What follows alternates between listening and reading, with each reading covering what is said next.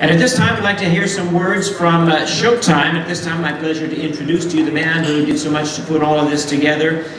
From the beginning of the tournament to right now until Saturday night, he's been a true workhorse. Vice President of Communications for Showtime Sports, Mr. DeBlasio.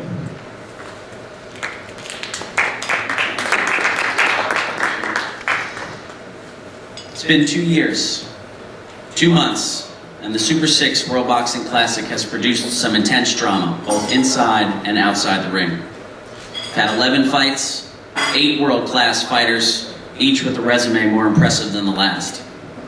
We've had 2 big knockouts, we've had 1 complete shutout, we've seen a disqualification, and virtually every kind of decision that you can have in boxing: unanimous, split, majority, and technical. We've had injury delays, back injuries, a knee injury, a training cut, the withdrawal of 3 of the original Super 6 participants. We've had promoter disputes, seemingly constant squabbling about perceived advantages and disadvantages, every minute detail of an event debated, disputed, argued, which is a testament to the importance of each tournament fight. We even had a volcano nearly sidetrack one of the fights in the Super 6. But through it all, the Super 6 World Boxing Classic has persevered, as have the 2 fighters, our finalists, who are here with us today. We've witnessed the emergence of a young U.S. Olympian rise from unranked, promising hopeful to world champion and top 10 pound-for-pound fighter. We've seen a rugged British champion fight through the most formidable list of opponents of any active fighter today. And if you don't believe that, you can have a look at Carl Froch's record starting in 2008. Showtime Sports set out with the Super 6 to pit the best fighters against the best, to eliminate any confusion about who was the man to beat in a deep super middleweight division. It was called groundbreaking, ambitious, even audacious. To date, with just 1 final tournament bout remaining, the Super 6 has delivered the most important divisional matchups at 168 pounds. It has accelerated the pace at which these fighters would face the top opposition.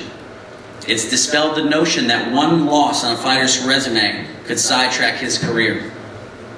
And it's allowed you all in the press and fans around the world to sustain conversation about these boxers, relevant conversation both inside and outside the ring, when they were fighting and when they weren't, and as they've progressed through the gauntlet that is the Super 6.